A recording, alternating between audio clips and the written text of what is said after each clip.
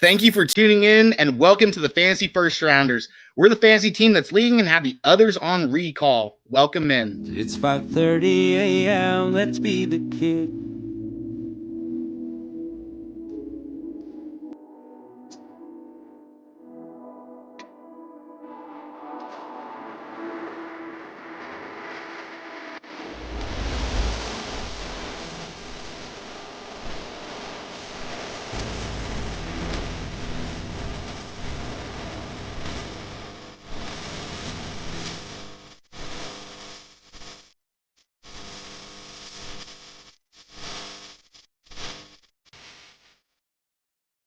Man, Herms, we got to get you on here to change that song, but it is just so catchy. I think it's just because I think it's because I listen to it like 50 times a day.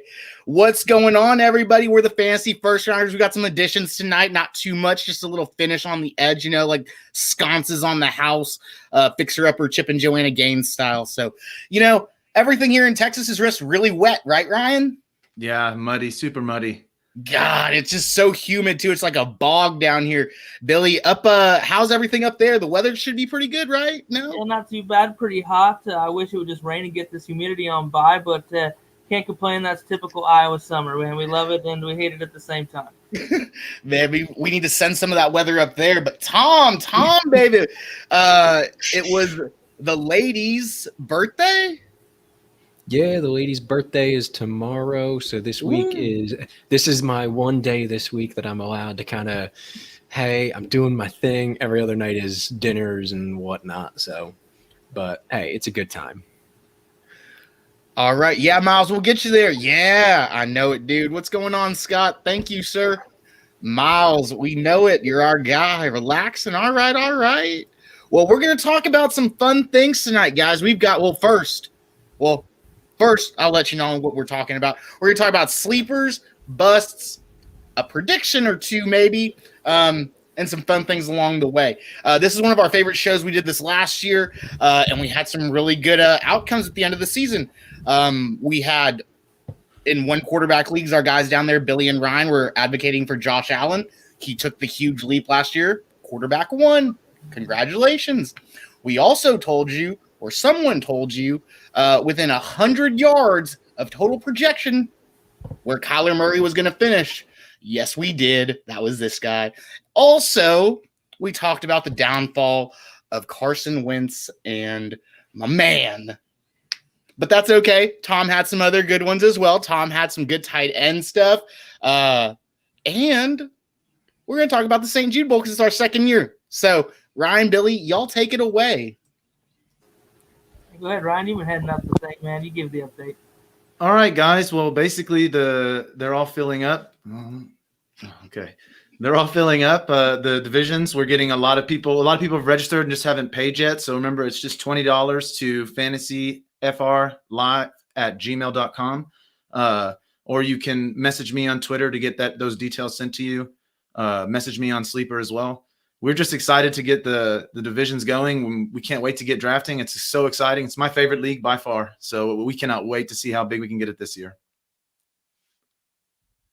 Oh, there's mute number one.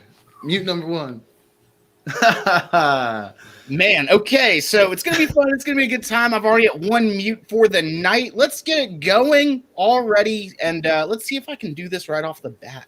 Here we go. Here's our little graphic, right, guys? We got the Fantasy First Rounders, Booms, Bust Predictions, 2021 Redraft. It's the extra Exponent algorithm, guys. So, first is our sleepers, right? Players that we believe will outperform their current ADP. We're going to go right off the bat and go to Tom, right? Tom, let's talk about your guy, Michael Pittman Jr. Yeah, sorry, I had to make sure I had the mic on. I don't want to pull a Pinto.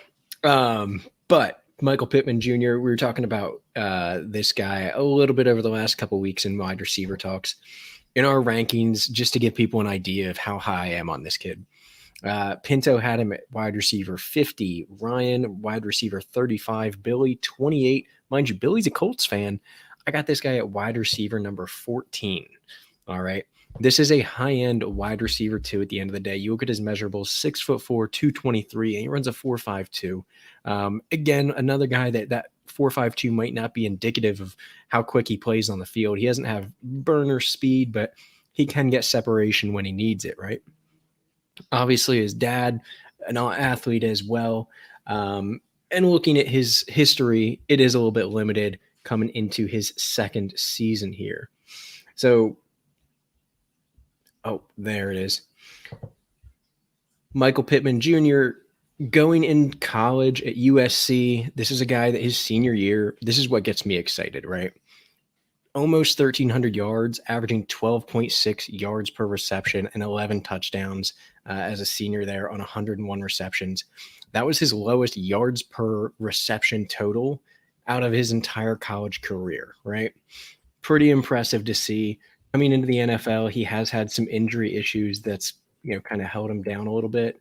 But last year, right on pace, 12.6 yards per reception, 40 receptions for 503 yards and a touchdown on 61 targets. He did also have 3 rushes for 26 yards, nothing crazy. Obviously, he's not one of these guys out in San Francisco or something getting handed the ball out of the backfield. But the biggest change is going to be the quarterback position, right? Obviously, Phillip Rivers out, Carson Wentz in. I know a lot of people weren't big on Wentz, in Philly, but I think a change of pace could be a good thing for him. Definitely a lot stronger arm, and obviously that could help out with these receivers. T.Y. Hilton and Michael Pittman going to be your top 2. I think Pittman's going to see a lot more volume than T.Y. as well. They want to get these young guys involved. So I think that this is going to be a big breakout season for him. Obviously, wide receiver 79 last year. Give him a full season, a quarterback that can really play. You're in for a big year. Unmuted myself that time, boys. I don't disagree. I think I've got to move Michael Pittman up in the rankings. The projections, I've got to find that fine line, right? Billy, being a Colts guy, what do you think about Michael Pittman Jr.?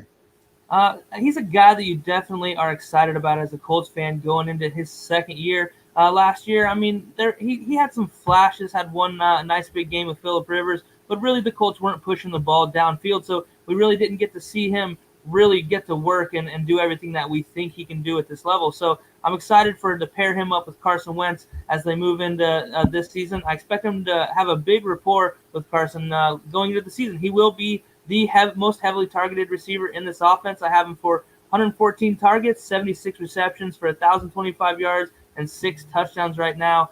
He'll be the only guy over 100 targets. I expect the Colts to spread the ball around. However, Michael Pittman will be the guy to have in this offense in this passing game, in my opinion.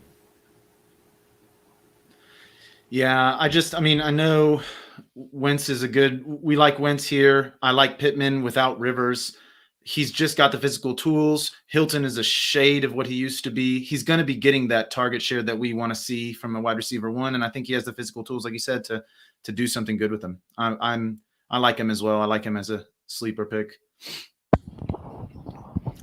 Billy, real quick on those targets, you said probably the only one that exceeds 100. Last year, 61 in 8 games started. I wouldn't be shocked if we saw this kid probably around 130 or so if he plays all 16 games with, being, again, that number 1 receiver. I think 130 would be a pretty safe floor if he's healthy all year. Yeah, that's about 1 target more a game than what I have. And as we get closer to the season, I have a feeling I'll be moving him up a little bit too, just because, like you said, that T.Y. Hilton, he's going to have a reduced part in this passing game as he kind of passes the torch, I think. And hopefully Paris Campbell stays on the field and helps these guys out too. Yeah, I have him leading the team with 121 targets and 80 catches. Like those are numbers that I like. Yes. Kid just trusts the process all throughout his college career, has the pedigree of the Super Bowl winning dad from the Buccaneers. What more could Carson Wentz want in a wide receiver 1, guys? But Ryan, you're going to keep on going. And let's talk about your guy, famous Jameis Crab Legs Eaton Winston. You're up with famous Jameis. Yeah, so here's the deal. This guy has a 5,000-yard season under his belt in 16 games. There's 17 this year. 5,000 yards should be well within the expectations for what he could do, especially with the Sean Payton offense. Michael Thomas also should have a big year because of this. Do any of us really think that Taysom Hill is going to win this job? I mean, he's better utilized as the weapon that he is. the way they utilize him with Breeze. Jameis isn't the guy that's going to be going 70% completion percentage. Although this year, he likely will set a career high in completion percentage. A, LASIK. B, this offense, this system, this run game, this talent that he has around him. But for me, man, the gunslinger in him, if you're playing in an interception league, maybe he goes down a tiny bit where interceptions kill you. But no, if you're not, 30 touchdowns and 5,109 yards, 33 touchdowns and 5,109 yards last time he started, excuse me. This guy can do that. And now he had Evans and Godwin, yes, but he has Michael Thomas. He has Alvin Kamara. He never played with a back like that before. And he has Sean Payton. He's never had a coach like this. We've seen what Payton can do every year in and year out. So Jameis, everybody's a little off of him because they're not certain he's going to win the quarterback job. Obviously, that is a little bit of a factor. Who knows what the camp's going to do? But for me, the upside with this guy, if he does win the starting gig, which I'm very confident he does, is a QB, like a low-end QB1. And to get him where you're getting him, that's preposterous to get value like that. I also like him in Dynasty because, again, he's younger than Taysom Hill. I don't see that. That's why I don't see him winning this job. He's younger than Taysom Hill. Like, for the future, if you're looking at what makes sense for the New Orleans Saints, it is Jameis Winston, at the very least, giving him a shot to lead this team. Billy, what did you think about Jameis Winston and his possibility of being the starter this year? Has he already won it? So to me, he like Ryan said, it's a no-brainer that Jameis starts. However, there's just a part of me in my gut that's just worried that Sean Payton is trying to do too much of that evil scientist thing with Taysom Hill. However, I never disliked Jameis in fantasy to begin with. I mean, yeah, a lot of picks, but if you're playing in leagues where it's only a -1, you'll take 33 touchdowns and 30 picks. Still a pretty good year when you had 5,109 yards, like Ryan just said. So to me, he's the guy that fits and makes everybody's value stay. Kamara, Michael Thomas, these guys that were worried about getting the same volume, the same work that they got as we know and love them before with Drew Brees. I took him in the Scott Fish Bowl at 12-11, and I'm very excited about him as my quarterback 3. I think he wins the job. I just don't see any way that he doesn't play. And going to New Orleans is a PhD in quarterback play. Add that to the LASIK. Hey, if you believe it, you believe it, that kind of thing. But I'm excited. If Jameis Winston is named the starter in New Orleans, he instantly becomes a high-end quarterback 2 for me, right on the backside of this QB1 market like Ryan alluded to a moment ago.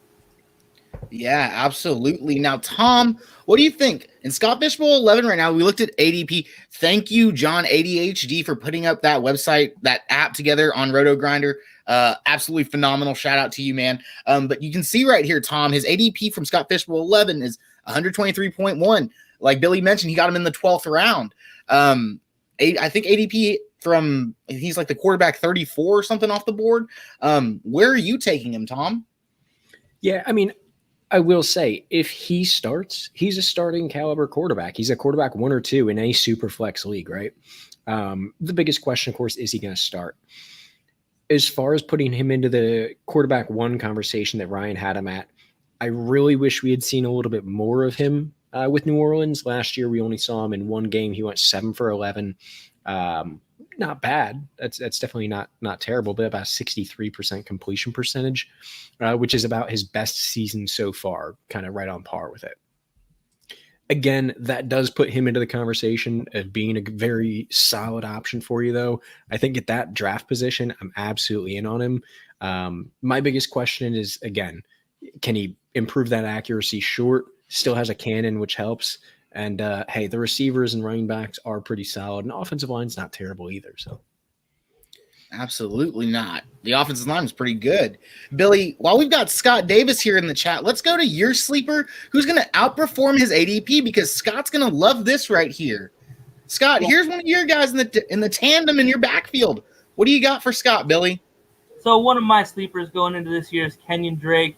He really stole the show in Arizona last year after being traded from the Cardinals in the middle of the 2019 season, the year before last. But he averaged 4.5 yards per carry until the 6 games of 2019. However, he showed up in Arizona, averaged 80 yards a game, 5.2 yards per carry, hauled in 28 catches on 35 targets, 643 rushing yards and 8 touchdowns in 8 games. And in 2020, he took the lead role, 239 carries. His first season, over 170 carries, 955 and 10 TDs. But most of the passing game work did go to Chase Edmonds. However, That being said, in 2020 was the first opportunity that he had the largest share of the workload on his team, and he didn't disappoint. However, quickly we forget he's been in a timeshare throughout his career, yet he's been a mid to high end RB2 for 3 consecutive seasons using our Scott Fish Bowl or our St. Jude Bowl scoring system. Sorry, he averaged 205 fantasy points per season over the last 3 years, 13.6 points per game over those 3 seasons, and only one of those was the under 175 touches as a secondary back. So 2 seasons with 50-plus receptions. He is better than Josh Jacobs out of the backfield already, in my opinion. I think he'll see 180, 200, maybe more touches complimenting Josh Jacobs, who had just over 300 touches last year. I think they'll bring him back just a little bit. I see this as more of a 1-2 punch, not a workhorse backup situation. Drake's been top 15 in that role already, top 17 in 3 straight years. He's my RB27, but I think he has big upside, in my opinion, because we have seen him produce in this situation already. But ultimately, I think the touches are there without really tapering back from Josh Jacobs' workload too much. You're getting him at RB37, according to across the industry on Fantasy Pros, and this is a guy that likely will be an RB2 when the season ends. Billy, I absolutely love Kenyon Drake. You know how much I loved him with Cliff Kingsbury, and the amount of work that he got obviously just kept on feeding him like CEH and Andy Reid. Ryan, I want to direct this to you because we did have something in the chat. Let's go back to it real quick from Scott. Scott says they will be the best duo in the league this year, # Raider Nation. Ryan, can you think of any other duo that you would probably have over them? Yes. Kareem Hunt and Nick Chubb would be the first thought that I would go. There's also an argument for James Robinson and Travis Etienne, but there's a lot of unknowns there, so I understand if nobody's comfortable with that one. But the one for sure is Chubb and Hunt. I'm there all day. For me, when we're talking about Drake, I have him as my RB31, so I do think there's value considering he's the RB37, but I'm not as high on him as Billy is, just because I do think Jacobs really outtouches him. And I can see this becoming a bit more prolific passing offense with Waller being the guy he is, Ruggs taking a step forward, and then having Edwards there as well, who I saw some flashes from last year. So for me, Kenyon Drake, yes, there's value there. If he's RB37, I have him RB31. So yes, I like the value, just not to the same degree that Billy likes the value. That's fair. Man, I think this view might be a little bit easier for me to switch you out on. There you go. And then Tom, see, look, now you just take over, and there's Kenyon Drake and Tom. I love it. I will say, I definitely see the upside with Kenyon Drake. I think that this is probably, again, I wouldn't say best duo in the league. I think I'm right there with Ryan. It's Chubb and Hunt. Again, if both guys are relatively healthy, even we've seen 11 games and they're the top duo. So with that being said, with this Raiders offense, I think Drake is the passing back. Even though Jacobs has improved, he's nowhere close to Kenyon Drake's ability, right? So I think that with this offense being a passing first offense, especially with getting rid of a lot of the O-line, that could lean to Kenyon Drake improving a bit. And I'm kind of in the 30s as well, I think, for Drake. But it could move up. It could be that low-end RB2. Definitely a good flex play, in my opinion. And I think that even with Derek Carr being a pretty decent quarterback, we're talking about guys like Ruggs. I have some slight concerns that this could look like Philly last year, where you're trying to have these deep, developing routes. And if that offensive line play is not good, which I'm afraid it won't be, you won't have time for Ruggs to get downfield as fast as he might be. So that's where you could see Kenyon Drake really come into his own if they need him to. Okay, I like that. Well, Billy, one thing is with Kenyon Drake being one of your sleepers, obviously you're a Josh Jacobs fan, at least I think. The 2 Alabama backs now in the backfield, there's got to be something there, right? In your mind, with Kenyon Drake being a sleeper for you, do they beat out Chubb and Hunt as the number 1 duo? No, I just think that Chubb and Hunt are both better than both Jacobs and Kenyon Drake, in my opinion. Those guys are both top-notch talents. They're just unfortunate situation for Kareem Hunt, or those 2 guys would never be on the same team. Let's just face it, Kenyon Drake is a really good player. He's even better when he has a little bit better back next to him, like a Josh Jacobs. I think these guys they're similar in ways and different in others, and I think they'll complement each other well. I think both guys have value, but I don't think these guys are close to Chubb Hunt 2 RB1 range. I don't think so. That's fair. So if y'all didn't notice, I switched it up. We switched it up, and we started with Tom because now we get to talk about Daniel Jones. And so it's not like I get to talk like 30 minutes in a row because I felt bad for that, right? But so Daniel Jones, right? Well, hold on. Let me do this for myself. Hold on. It takes a little bit from you guys. Like, it's easy for me to do it for them. When I'm doing it, there we go. Give me a little bit of time. There we go. Now I got it. Here we go. So Daniel Jones, right? Quarterback phenom. Is he going to take the jump? We've seen a lot of stuff on Twitter of let's not compare him to the Stallion, right? Obviously, that's our guy, technically, if I'm part of the group, right? Ryan, Billy, and Tom's guy, Josh Allen, last year. He took the leap. He got the better wide receiver, and it kind of just flowed for him, right?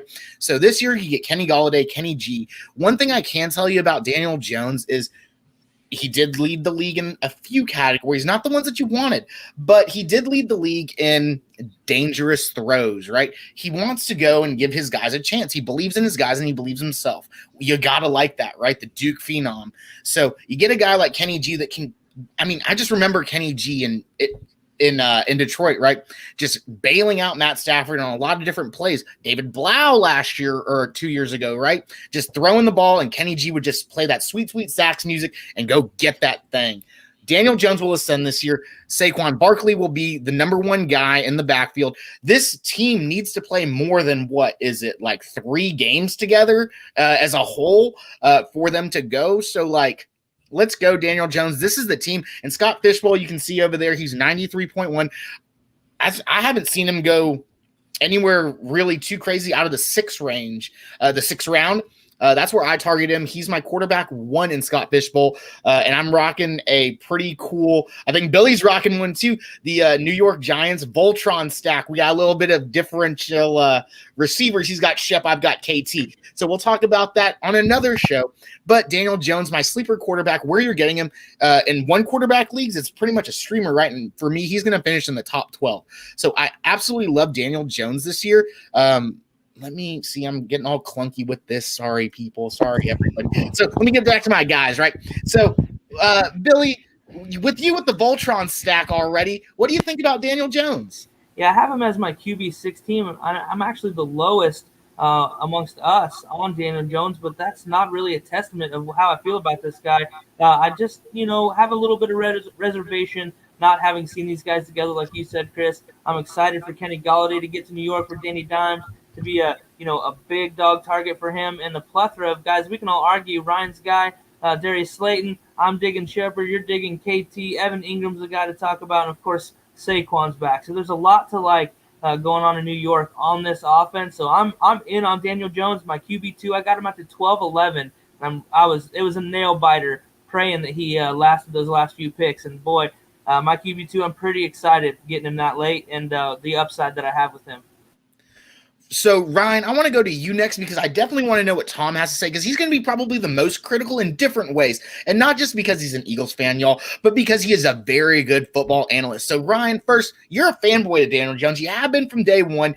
It took me, 2-3 years of you just beating it into my head about these guys. And now I'm like, all right, Jason Garrett has nothing to do with it either, people. So, Ryan, Daniel Jones, go. Daniel Jones, yeah, I'm the highest on Jones. I believe, 11th. I have him as a QB1. I've been on this guy for a long time, but for me, it comes down to 2 stats that mattered to me. Last year, I wanted to see he had a semi-low completion percentage. I wanted to see that increase. It did, despite really lacking talent around him. And he had a lot of turnovers, a lot of fumbles. So I wanted to see him bring his turnovers down. He did that as well. So those are the 2 big concerns for me. I'm not concerned about the deflated TD numbers and the low yardage. Guys, he was behind the first half of the year, that line was figuring stuff out. The second half of the year, they started to improve, but he never had the run game. And really, Slayton, as much as I love him and as much as we all kind of like him, he's better off as a wide receiver 2. Kenny G is that legit bona fide wide receiver 1. This is something that Jones is going to be benefiting from immensely, on top of the fact that line is improved with time and they've grown internally. They're going to be able to run the ball much more effectively, and that's going to open things up. I expect a large jump in almost every statistical category for Daniel Jones this year, just based on surroundings, situation stuff that he has no control over, not to mention the organic growth that this guy's going to have just in his 3rd year. So for me, the value on this guy, Pinto, when you said you had Daniel Jones as your sleeper, I said, all right, this is going to be I'm going to have to find somebody else because Daniel Jones has been a guy for me that I've such high percentage ownership of, because I always take him before some of those guys like a Derek Carr. I'll hop right to my projections real quick. I take him in front of like a Lamar Jackson, Hurts, Matt Ryan, even Winston, who's one of my sleepers. I'm getting Daniel Jones first, because to me, this New York Giants, that Voltron stack you were talking about, this New York Giants offense is something you're going to get a hold of in any way you can. Again, Ingram's back up my boards because of it, but Daniel Jones is going to be the biggest beneficiary of a healthy Saquon Barkley, and that is what's going to make all the difference, having a run game like that and a back that can catch the ball like that. Hey, and let's not forget, we barely saw Daniel Jones healthy last year himself. So a guy playing with a bad hamstring, some of those times he was having trouble just moving out there, playing through it. So, hey, being out there unhealthy, that's not a good depiction of what this guy's going to be with these surroundings, healthy, ready to go. 11 quarters. 11 quarters is what these guys played together. Man. Absolutely ridiculous. I got to say one tiny more thing I totally forgot. He's also the fastest quarterback in the NFL. I was going to say, everyone jokes about it last year, and I've told you all this when it happened. I was like, watch, next year it's going to happen again, but he's going to score. And it's going to be like an 80-yard touchdown run, winning someone a week. Hopefully all of us, because we're Daniel Jones truthers now. Well, Ryan's always been one. But, well, hold on. I shouldn't speak so quickly. The man with the dark glasses with the birthday dinner coming up. Whew. Eagles fan, everybody. What you got, Tom? So I won't say truther, not yet at least, right? I like him. Don't get me wrong. I think he's a very good quarterback. And the biggest thing is he is the best running quarterback in the NFC East. Right, Chris? Ooh, whoa. Right, Chris? I'm not sure. He's definitely the fastest, that's for sure. Yes, But at the end of the day, right, I do love Daniel Jones in this offense. I think it's great for him. Things we haven't really talked about is the fact it's Kenny Galladay, Darius Slayton, John Ross Jr., John Ross III, Sterling Shepard, Kadarius Toney, somebody who I think is better than a lot of people give him credit, Dante Pettis. He's not a number one, number two guy, but as your fourth, fifth, sixth receiver, not a bad option to have. Obviously Saquon back there, Devontae Booker, nothing crazy. And I think Gary Brightwell, somebody people are forgetting about in the backfield. And of course, tight end, Evan Ingram, he's neither here nor there, and Kyle Rudolph. So take it for what you will. It's a pretty good team around him. The biggest question for me is going to be efficiency. You guys, if you listen to the show, you know I talk about it a lot. He's improved as far as his turnovers. Fumbles have gone down, interceptions have gone down, so that's helpful.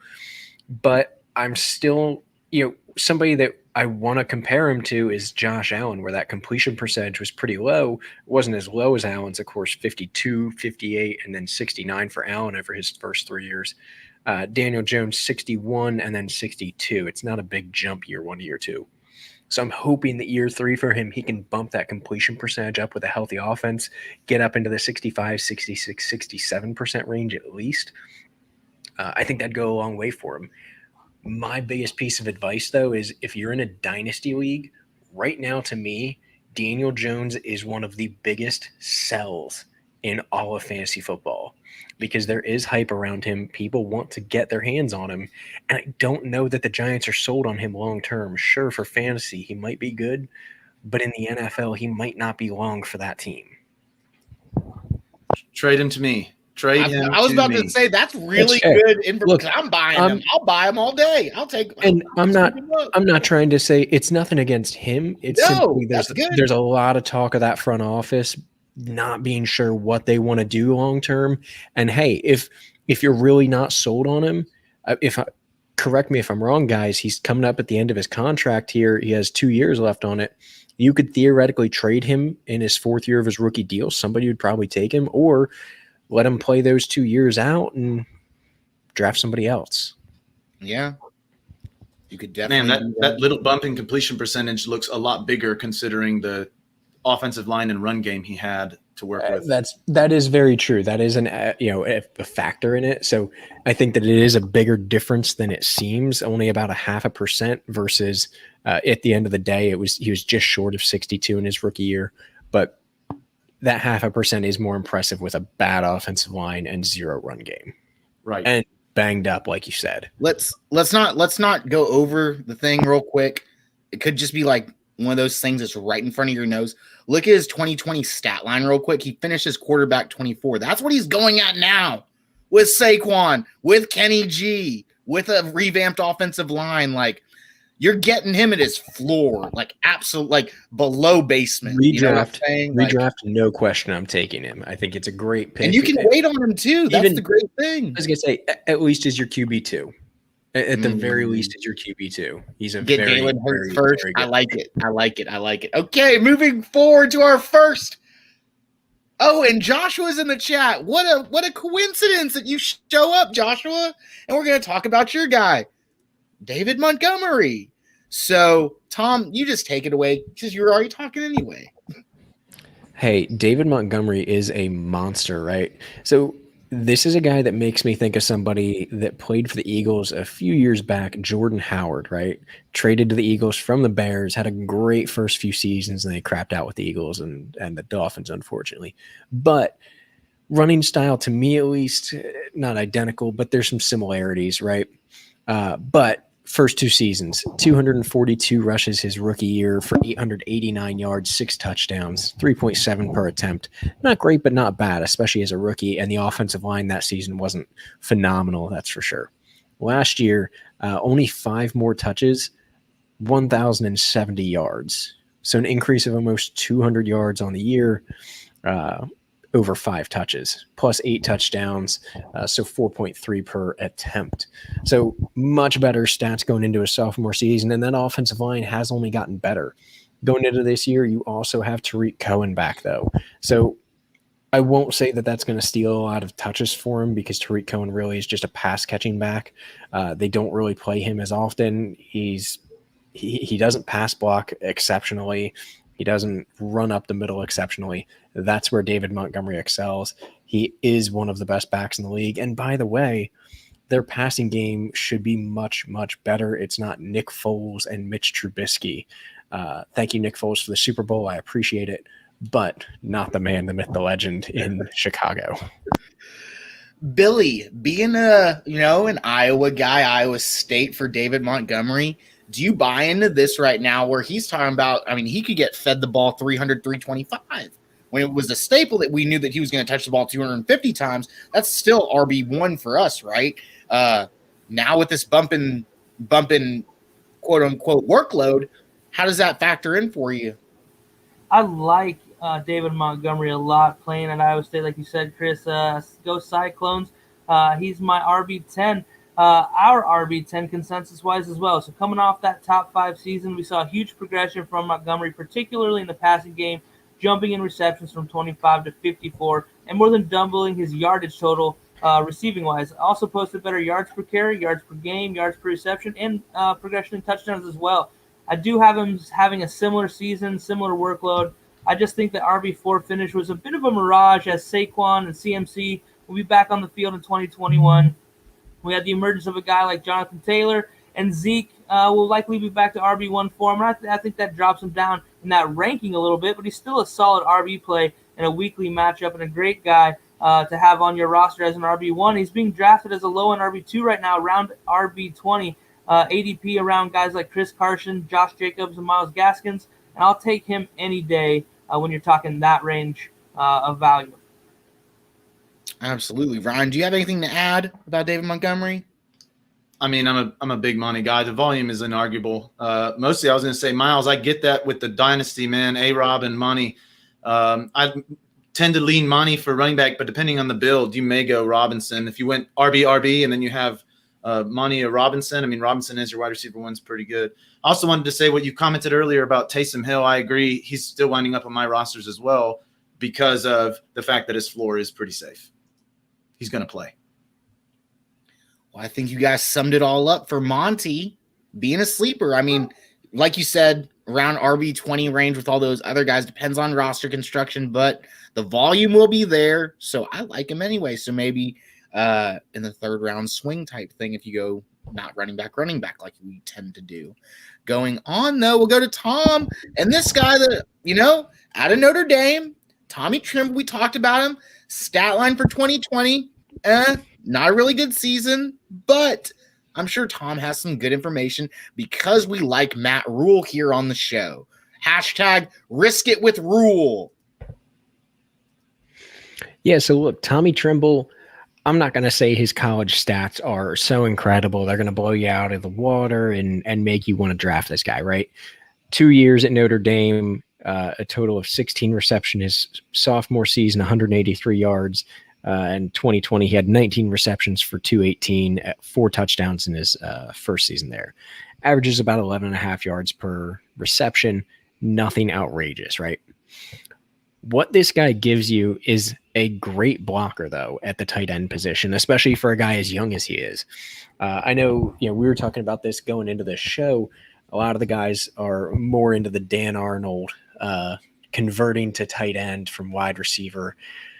Keep in mind, that's a guy that through 3 years has 51 receptions for 700 yards, and most of that was in Arizona last year, which is a pretty high-powered offense, but I don't see it translating directly. I don't think that he's going to get the snaps at tight end because he doesn't block as well, and Carolina's offensive line could use some help with that blocking. So I think Tommy Tremble gets a pretty decent snap share to start.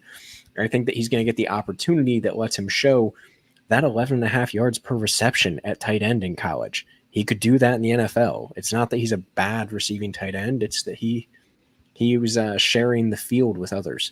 So the other addition, obviously, Sam Darnold coming into this Matt Rule offense. I think he is probably going to excel a lot compared to Teddy Bridgewater, who, if you listen to the show, know I liked last year, but Sam Darnold definitely a better option. So Tremble, to me, with his super, super, super low ADP, I'm not drafting him way high, but he's a good tight end 2 or a stash for me. Especially in dynasty leagues, this is a guy that could have a breakout over the next year or so. Ooh, dynasty leagues, obviously, I want to scoop everything up in this Rule offense. Billy, you'll go second because I know you got the whole narrative with Matt Rule too. I know you like it. Ryan, what do you think about Tommy Tremble being a tight end guy? Look, Tom put it brilliantly. He's going to be on the field a lot. And the thing is, like, he's not like a 280-pound blocking tight end. This guy is a great blocker because of his athleticism. There's no reason that doesn't translate into fantasy stats. Maybe not this year, okay? Maybe not. But like Tom said, in Dynasty, there's no reason I can see for this guy who's a natural athlete, just an exceptional blocker, who played at basically what is kind of a tight end U at Notre Dame. They've just been kicking out All-Americans left and right.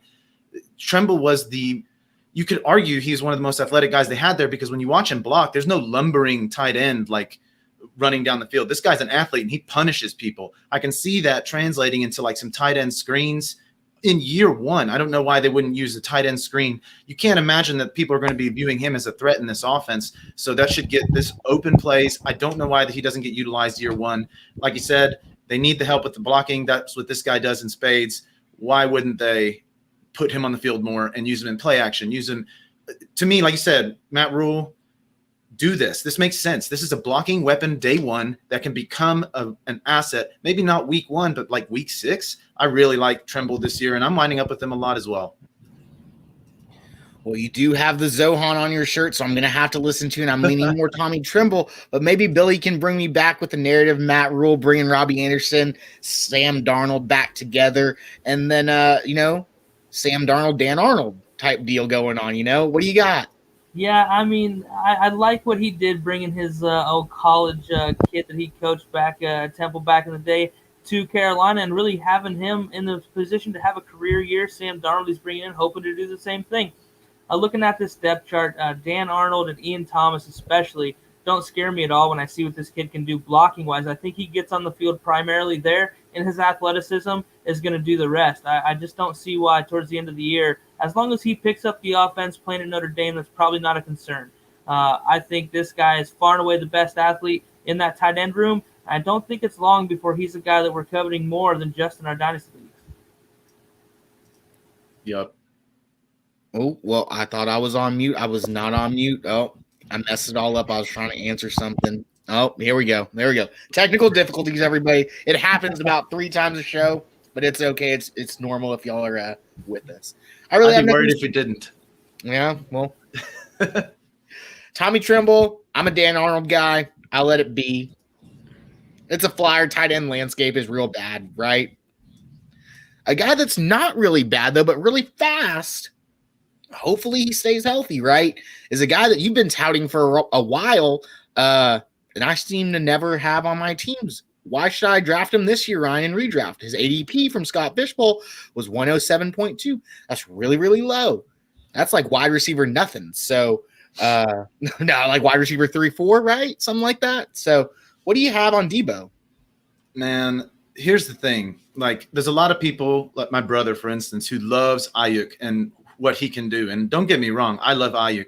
But this guy scored 3 rushing touchdowns his rookie year on 14 carries for 159 yards. Like, that's the type of – you're looking at an athlete with the ball in his hands.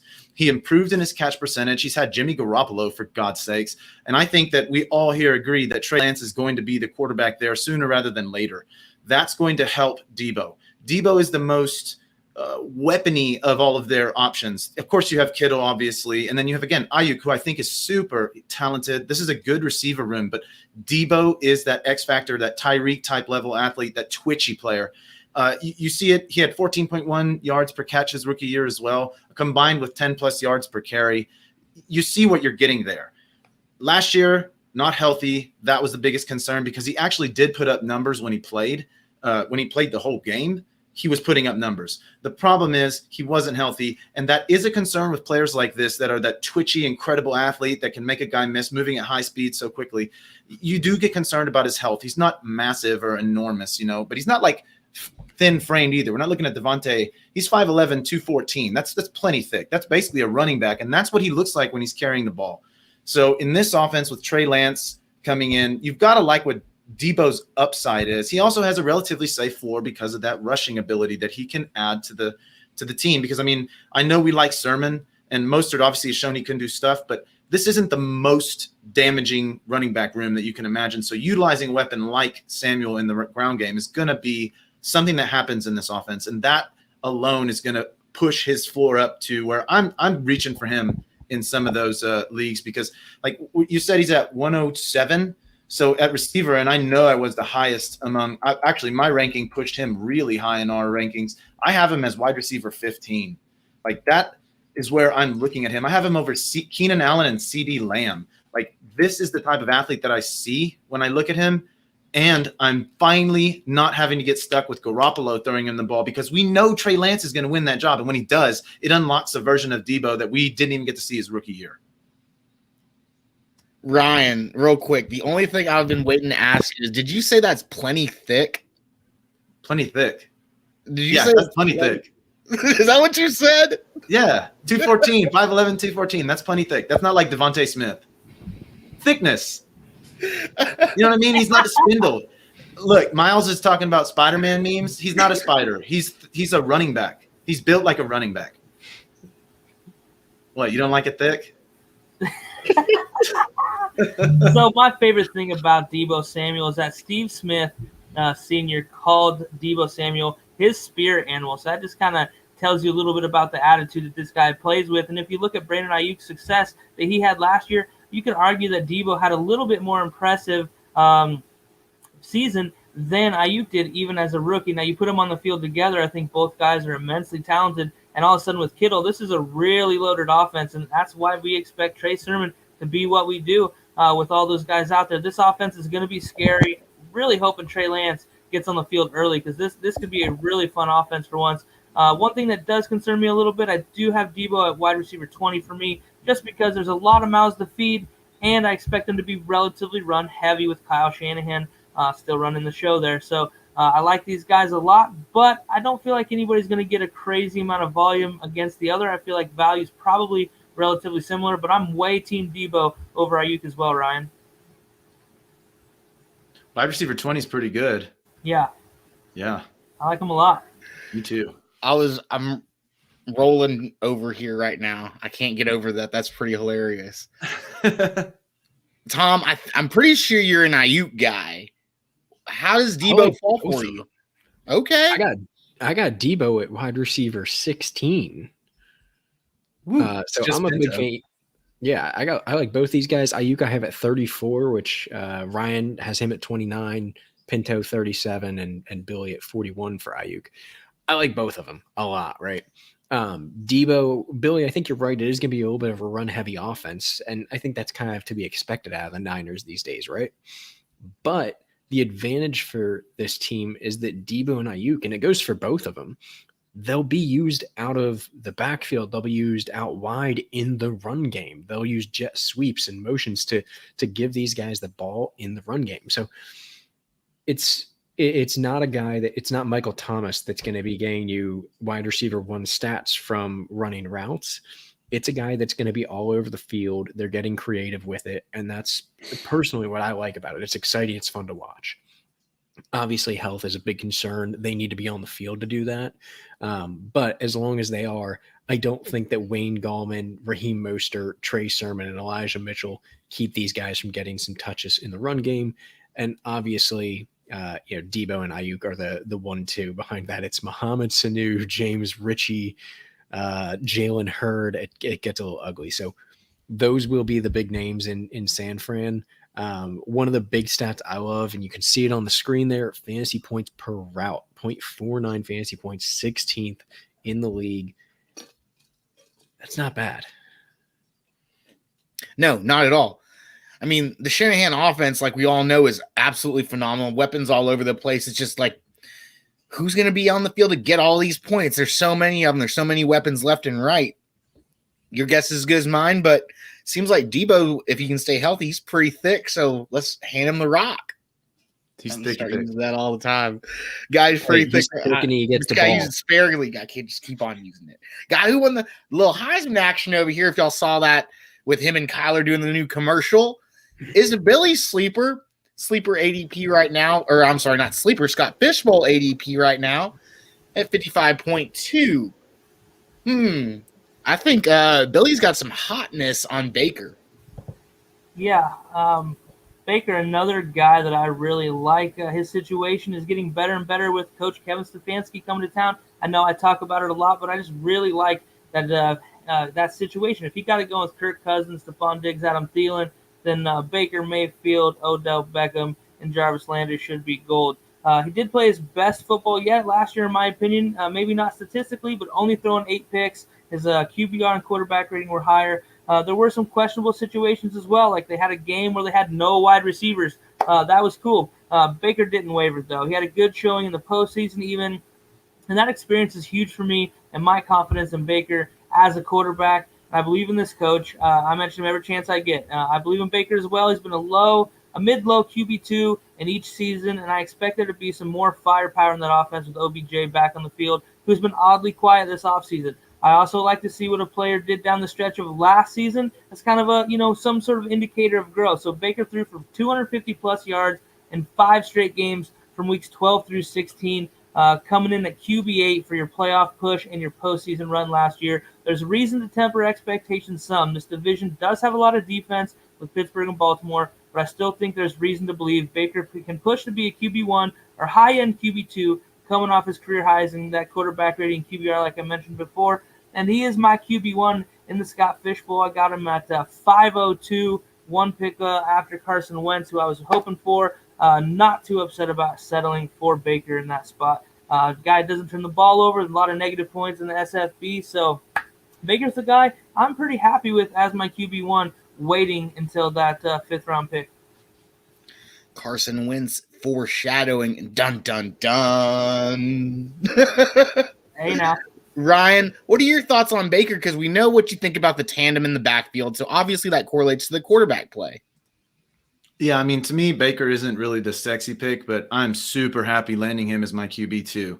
I don't get as much exposure to him because I usually wind up getting Daniel Jones as my QB2. But if Jones is gone, Baker is a guy that's on my next list of targets just because I feel like he's going to get consistent fantasy production. There's a lot of talent in this offense. The Browns should be a relatively powerful offense with that run game and the receiver talent they do have there if everybody's healthy. So for me, I do like Baker as a sleeper. It just depends on where he's going in your draft. Because for me, I wind up getting him on a few as long as Daniel Jones isn't there. Ooh, I think that was number 2. Daniel Jones, obviously your guy. Tom Baker, your thoughts? I do like Baker. And, Billy talked about it a little bit. One of my favorite things, efficiency, right? God, could you imagine if I was a coach? I'd say it 8 million times a day. But Baker Mayfield, his first season, rookie year, 14 interceptions in 13 games. Last year, 2019, 21 interceptions in 16. Last year, down to 8. That's very impressive. Completion percentage, not his highest ever, but 62.8, not terrible. But if you're not turning the ball over, you're not making bad decisions, that's going to bode well. Again, Billy pointed out, especially in a Scott Fishbowl where turnovers can hurt you, right? So a guy that's not throwing interceptions and turning the ball over is going to be huge. So very good quarterback too, and potential to go higher, I think. If he keeps playing that same type of ball, they have 4 very good receivers there. Obviously, OBJ, who my thoughts. Jarvis Landry, DPJ, Rashad Higgins. And really, I think 3 pretty good tight ends. Austin Hooper, obviously very good. Harrison Bryant, not bad. David Njoku, if that's your 3rd tight end at the end of the day, isn't terrible either. And some of the best running backs in the league. It's a good situation. He just needs to put it together. I don't want to make the comparison to Tannehill, but the offenses are very similarly built, right? And Baker has the mobility to do what Ryan Tannehill does, scoot on in. I mean, it's just a coin flip if he hands it off, tosses it, or he runs it in himself when he gets to the red zone any given Sunday, right? We've all seen The Rock in what's the movie on Disney, right? It'll come to me later. Hold on, it'll come to me. It's got the little dog named Spike. Game Plan. The game plan, there you go. Beginning of the movie, he doesn't throw it, he runs it. At the end of the movie, he throws it any given Sunday. So there you go. I obviously love Baker. There's not too much more I can say about Baker, but I'll tell you what I want to say. If I'm ever in a pop culture trivia contest, Chris, you're going to be Chris all 3 of my Pinto. lifelines. It's amazing. Chris Pinto's the guy. I like movies. There's levels to this shit, and Chris, you're on the top one. Yeah, but Chris and Joanna Gaines reference earlier in the show. That's beyond movies, man. That's reality television, family stuff. We love Magnolia Table, man. We love the Gaines. We like what they do down there in Waco. So I'm just not saying. Too much more. Good Texas people, right? Speaking of Texas people, a son of Texas, Chip Gaines is, but also is our man. I mean, Chris, how is this guy a sleeper? What are you talking about, guys? Well, I'll tell you about this. He's not technically a sleeper, but his ADP is at 46.3 from Scott's Fishbowl. So he's getting drafted like around the David Montgomery ranges, Chris Carson, stuff like that, where this guy, if you look at what he did, well, let's dial it back. This is the one I'm going to talk about a lot, right? So this is the one. You get the popcorn out, you can sit down, whatever you need to do. Put it on mute if you need to, whatever. We'll talk about Greg Roman, right, for the Ravens, right? Greg Roman was awarded the run heaviest play caller in the league. Also the most touchdowns per game in the league. 115 games were called under Greg Roman, and all but 2 years, his running backs were in the top 10, one being last year, right? The running back play last year was really wild, obviously, because we'll talk about that right here in a little bit. We'll talk about the offensive line as well. But offensive line, very important, right? Because offensive line wins the game. So offensive line, Brian Bulaga has now moved over to the center position. We've seen him do that prior at Green Bay when they ran very, very well. Iowa boy. Do what? Yeah. Iowa boy. Oh, there you go. Yeah, Iowa boy, obviously. Yeah, Brian Bulaga. He was also in Pitch Perfect too, Billy. He was dancing and singing with Clay Matthews. Awesome. But, okay, so my man J.K., right? J.K. Dobbins, the 2017 Big Ten Championship Game MVP winner, also a 2019 First-Team All-American, and the 2019 Earl Campbell Tyler Rose Award winner. His pro day, a little bit faster than when it shows on the screen, I believe, the 4.37. Pro day, he ran a 4.32, puts him in the 99.9 percentile. The dude is an animal. He's smart, he's intelligent, he's work ethic, is a cut above the rest. He's a yes sir, no sir type of guy. Looks you straight in the eye, shakes you right in the hand. He's strong too. Just getting too carried away right now with Jake. I talk about JK all day. Stay on topic. So right here in the NFL, right here, we'll get right here what he did in the 2020 season. Right, number 1 in true carries or true yards per carry, 5.4%. At yards per touch, 6.1 puts him in number 3. Breakaway runs, number 11. That's speed, right? That 4.32 speed. But he's also super, super strong. Bench press, 23 reps, puts him in the top 25 percentile at the position. Helped him with his breakaway run rate and evaded tackles. Evaded tackles 47, which was 18th best, but we'll get to it in a second. He only had 47% snap share throughout the entire year, 147 total ops. Out of those 147 or 145 total ops, 139 of those went for 765, 7 touchdowns, including an octopus in his return to the Houston Stadium at NRG. He outperformed expectations by about 30 points. Now, here's the fine line about JK, guys. When they started featuring J.K. Dobbins as a running back in November and December of 2020, he went 103 total touches for 527 yards, 5 total touchdowns, including that octopus against the Texans, right in that homecoming that we all watched on TV. In January, in the one game he played, he got the ball 13 times for 130 yards and 2 touchdowns. The kid is lightning. He's electric. We've seen what he can do at camp with those great jump shots of him. The dude is off the board at running back 17. It's absolutely crazy. I've got him at my running back 9, and I will die on a hill for J.K. Dobbins. Tom, what do you think about JK? He's the second running back on the team. Lamar Jackson's a running back joke inserted here. No, J.K. Dobbins is actually a pretty good running back. I don't dislike him. Looking at last season, 6 yards per attempt is an impressive number. Anything over 5, I'm pretty happy with, right? 6 is definitely very, very good.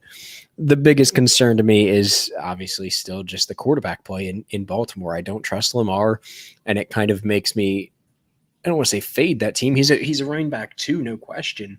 But I don't know that team's offense allows him to go as an RB1 because they don't run the ball heavily enough with running backs aside from their quarterback, running back, whatever you want to call him.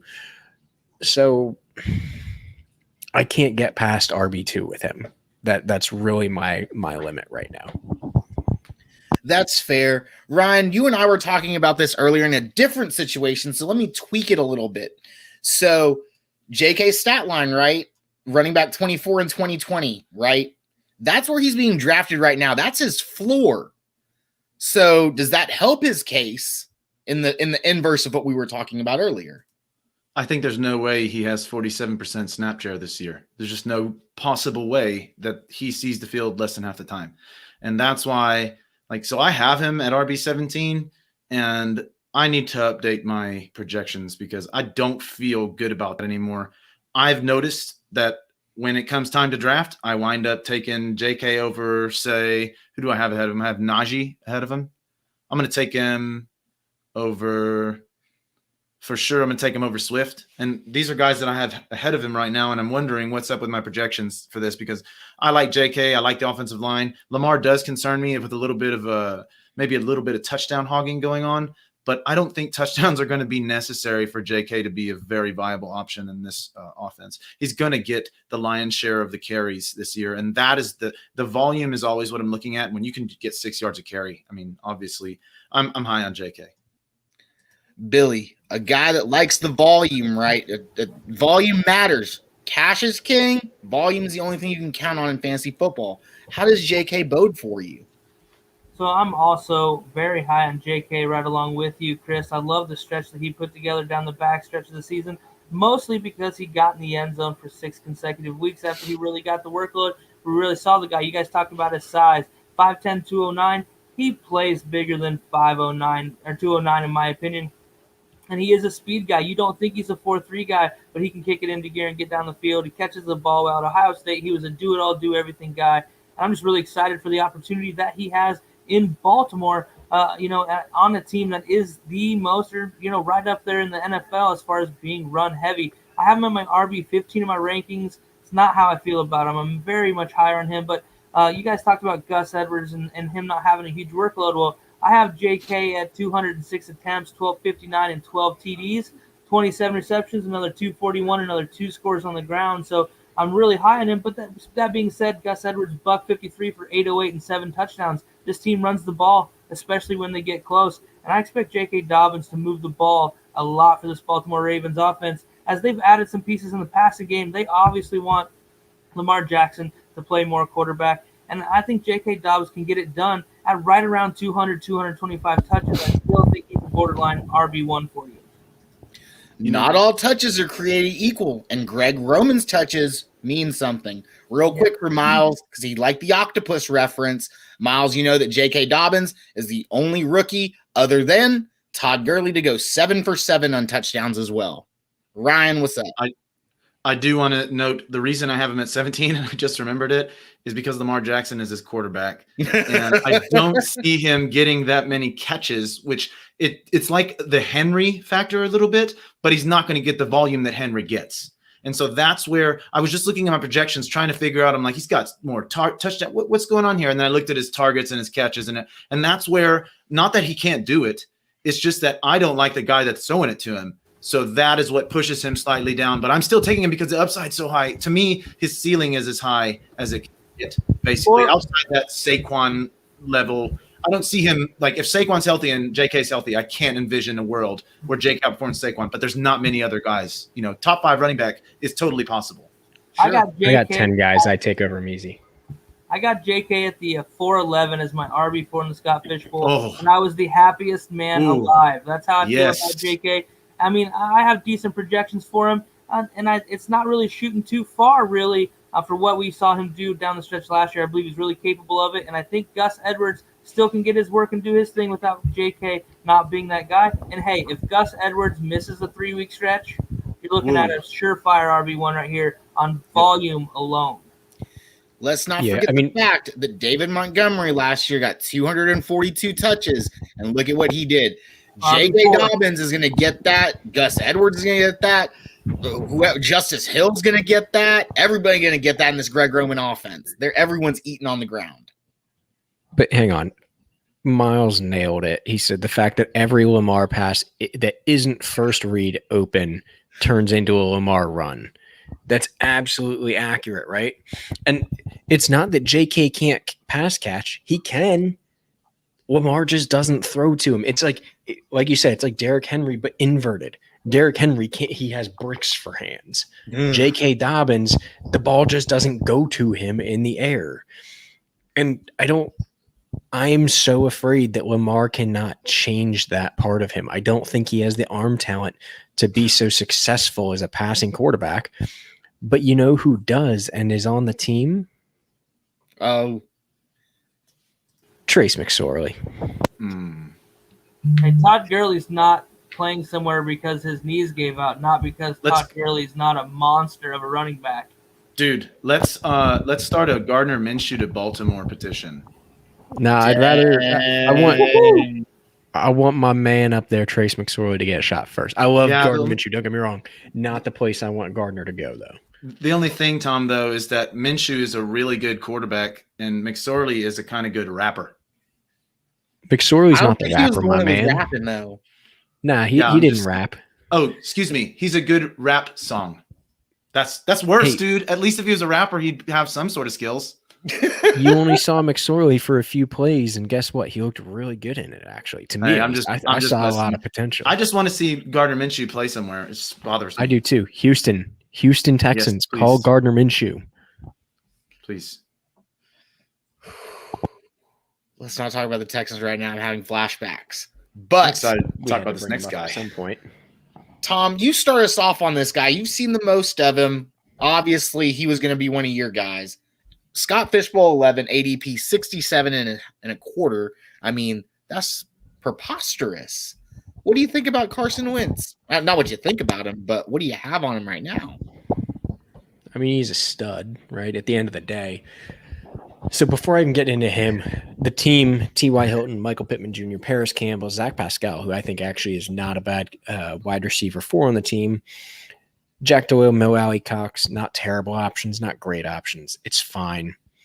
Jonathan Taylor, touchdown. Nyheim Hines and Marlon Mack out of the backfield. And by the way, one of the best offensive lines in the league. The only thing you lost was a tackle, and you replaced him with Eric Fisher, who, as long as he's healthy, you're fine. So I think that the team around him is incredible. If you have offensive line play, like Scott Davis said, I am all in, right? I mean, if you look back when he has good offensive line play, this is a guy that's completing 64 to 70% of his passes pretty much. The only odd one is his best year. It was actually 60% completion percentage back in 2017, only 3,300 yards, 33 touchdowns, 7 interceptions. Aside from his rookie year and last season, which are outliers, he's good for 7 interceptions a year and at least 21 touchdowns. And again, that's with questionable questionable receiver play and at a lot of times questionable running back play as well. I would love to see them go after a tight end. I think it would help him a lot. But this team is so good, and you know he has the talent.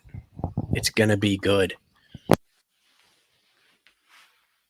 There we go. There we go. Billy being a Colts guy. Every Sunday, you saw the text in our group saying something about Frank Wright and me and him. What is Frank Wright and Carson Wentz? How does that look to you? It's extremely exciting. I'm very excited about the reunion of Frank Reich and Carson Wentz in Indianapolis. Very exciting time coming off the Andrew Luck era and hangover there. But ultimately, I think he's going to have a great year. Obviously, just pairing him back with the coach that knew him so well, called a lot of the plays when he was playing at his top game there in Philadelphia. So a lot to like. And like we talked about a minute ago, much better offensive line situation than he's had in Philadelphia in a while. So I have Carson Wentz projected for 4,250 yards, 29 touchdowns, 12 picks, my QB 8. That's very doable in my opinion. Rivers was just under 42 yards himself, 10th in the NFL in yards last season, and Carson Wentz is better than Phillip Rivers, dadgummit. O-line, run game, defense, the situation doesn't create much pressure for Wentz. He'll be able to operate just fine and will definitely overperform his ADP, being like the 20th-ish quarterback drafted according to the ADPs across Fantasy Pros. Not in the league with any of us, though. He will not last that long with us. But he's going in the same range as guys like Big Ben, Tua, Derek Carr, and those guys are nowhere near as interesting as Carson Wentz is for me. Like I said, I got Baker as the QB 17, one pick after Carson Wentz, so he went as a QB 16 in my Scott Fishbowl division to Armando Marsal, who was probably singing all the way home that day when that pick landed to him that late in the draft. Carson, babyface, blue tent wearing now Wentz. I guess he's our sleeper. I like the team. I like the options. I don't like Frank Wright, but that's okay. Carson Wentz, always welcome on one of our slots on a team. Now I want to talk about Wentz. Did you not talk about Wentz yet? Yeah, he's awesome. Okay, we're good. My bad. We're good. He's awesome. That's all I was going to say. Bro, this is my quarterback 5. Quarterback 5. Wow, so that's high. For me, though, That's guys, for real, and Tom will he'll accept it. The Eagles were a dumpster fire last year. Wentz needed to get out of there. We've seen what he can do. Here we go. Gift wrapped the O-line running game, and what we agreed earlier kind of on Pittman, talented receiver. I like the tight ends. They drafted Kylan Granson, and all 3 of those tight ends combined can fill so many different weird little roles. Like Mo Alley Cox in the red zone is a scary, scary prospect. Kylan Granson as that running guy, and then Jack Doyle as that intermediate, just sure-handed guy. They don't have one tight end. They have 3 tight ends that can all do different things. And I don't necessarily think that is a weakness per se. It's just when you see Mo Alley Cox going out there, you know what's coming. Yeah, I think the Colts are going to do a lot of 2 tight end sets, a lot of spreading the ball around. Carson Wentz is going to have easy pickings. Kylan Granson, like you said, Ryan, I talked about this on Fantasy Football Diagnostics with John June. That'll be coming out soon about these Colts and how excited I am. All these guys, I think, get some work. Carson Wentz, he's throwing it to everybody. These guys are going to be really, really good, and Carson Wentz is probably going to make it look easy. Tom's QB 5, not out of the question at all. No, not out of the question. I'm not going there, but not out of the question. I mean, I'm not going there either. But Tom, real quick, one of the highest memory, was the Eagles' defense elite? In 2017, yes. Okay, so now last year, not like what they got now in Indy. Oh, yeah, not close. Yeah. No. Well, we're at but look at 2017. Minutes. We got one more thing on Carson Wentz. 2017 is when Wentz had a very, very, very good defense. And look what happened that year. Who was his running back? Because running back in 2017, it was Garrett Blunt and Boston. Was Boston Scott there? I think. It was. Remember when the Garrett Blunt punched that group dude of and he got crap. suspended at Yeah, Oregon? He folded old boy from Boise State. God, I still Should've been remember that talking on ESPN. I was like, oh my God, that dude punched that guy. Absolutely Shouldn't have been crazy. talking shit. Absolutely crazy. But now our busts, right? Guys that we believe that will underperform their current ADP. And we'll start Ryan Gronk. His current ADP, you see it, Scott Fishbowl, pretty low, right? Finished last year tight end 9. We figure to be a bust. Why is that? Well, the main reason is because OJ Howard, honestly. What he was doing in that small 4-game sample size was 19 targets, 11 catches, 2 touchdowns. I mean, this is the guy. Gronk's an old man they're trying to save for the playoffs. The thing is, like, if you have a playoff fantasy league, Gronk is the guy. Like, he is not undervalued. But in the regular season, when really Gronk would rather be on a boat staring at a girl in a bikini and drinking a beer, he just didn't impress last year throughout the regular season. Yes, he had 7 touchdowns, and that's impressive regardless. But let's be realistic here. When you were drafting Gronk last year, thinking, oh, Gronk is back, you were expecting more volume, 77 targets, 45 catches for what? Like, yes, the tight end landscape, as you said earlier, is barren, but it's not obsolete. There are guys that I would much rather have at that range than Gronk, who I think is definitely at best the tight end 2 on that team right now with a healthy OJ Howard. Plus, when you combine in the fact that you have all of these weapons, Evans, Godwin, AB, and now you have Gio Bernard might actually become relevant in the target share department. Brady is going to spread it out. I don't see Gronk being any sort of the focal point that he has been in his career in that offense. What I see more is a guy that comes in, does a little run blocking, stays a little relevant throughout the season, and then really turns it on maybe week 18 right into the playoffs. They'll get heavier into Gronk because he's comfortable. Brady's comfortable with Gronk, and that's what he wants. Like, yeah, Scott Davis, he'd be good for the end of the season, the playoffs, because that's Brady's boy. Exactly. The familiarity, the comfort. For me, Gronk is nothing in the regular season this year, and I probably won't have any shares of him because I don't foresee how OJ Howard is more talented. He's younger, and Gronk's going to be 32 this year. That's not good with the way he plays. I can't believe he played 16 games last year. That's kind of mind-boggling when you look. It's only the second time in his career he's done that. How did he do that? He did that because they didn't really feature him in any way, shape, or form like they used to. Number Pinto. 4 or 5. Dang it. Ryan makes a really good point, though, Tom. If you have a playoff type of push, obviously regular season, he's a bust for us, but is he worth anything to you in the playoffs? So Gronk's a player I don't want to draft, right? I will trade for him later in the year. If I'm making a playoff push, I will trade for Gronk. Because when it gets to leading into the playoffs or in the playoffs, that's when Gronk plays. Ryan nailed it. They aren't going to have him playing early in the season. You have Cameron Brate, you have OJ Howard, you have 3-4 solid wide receivers, and you have some pretty good running backs. Why would you burn up Rob Gronkowski, who's had quite a number of injuries through his career, right?